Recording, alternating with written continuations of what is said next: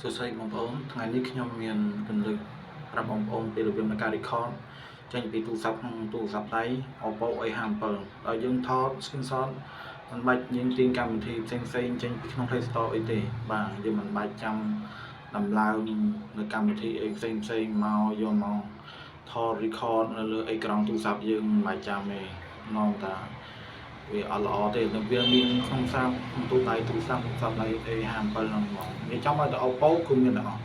គាត់តែបងប្អូនចូលទៅបើកដំណើរការមកបើបងប្អូនចង់បានមានវីដេអូមូលដូចខ្ញុំនៅលើអេក្រង់ទូរស័ព្ទហ្នឹងអត់អីពិបាកទេបាទបងប្អូនចូលទៅក្នុង setting មកបាទបងប្អូនចូលទៅក្នុង setting បាទហើយបងប្អូនស្គរមកខាងក្រោមមក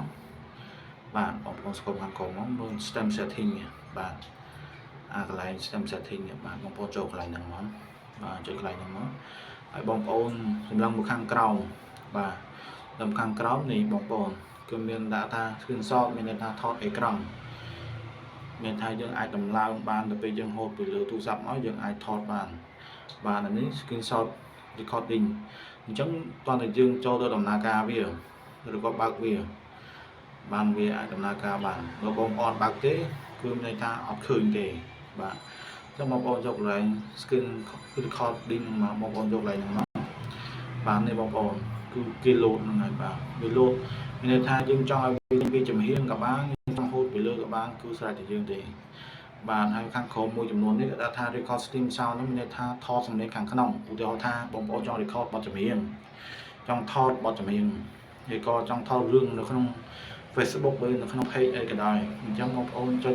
អា stream នេះមក stream ខាងលើនេះបាទចុច record stream sound ខាងលើហ្នឹងមានន័យថាថតសំឡេងចេញទៅក្នុងទូរស័ព្ទទេគឺសំឡេងខាងក្រៅក៏អត់មានញ៉ៃញ៉ៃចេញឮសំឡេងចូលមកទេ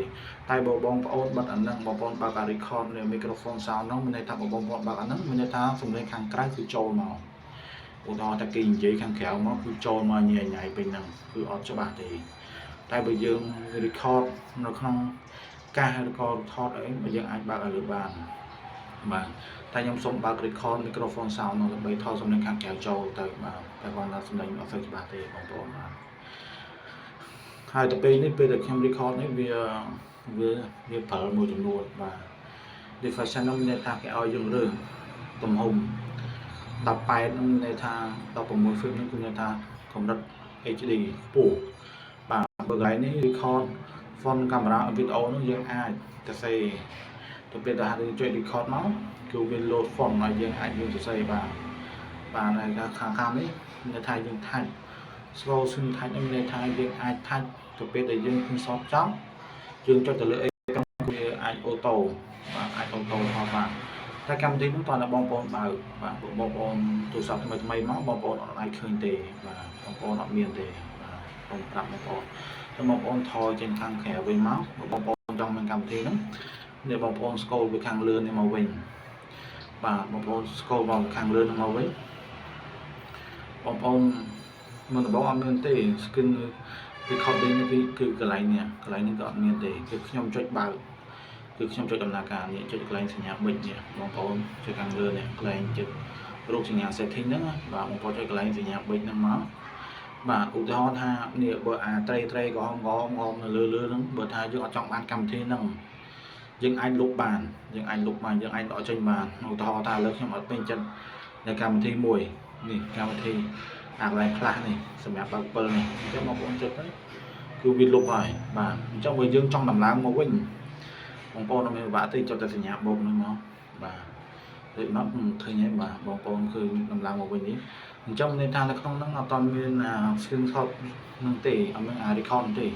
បងប្អូននៅមើលកន្លែងសញ្ញាបូក QQ នេះ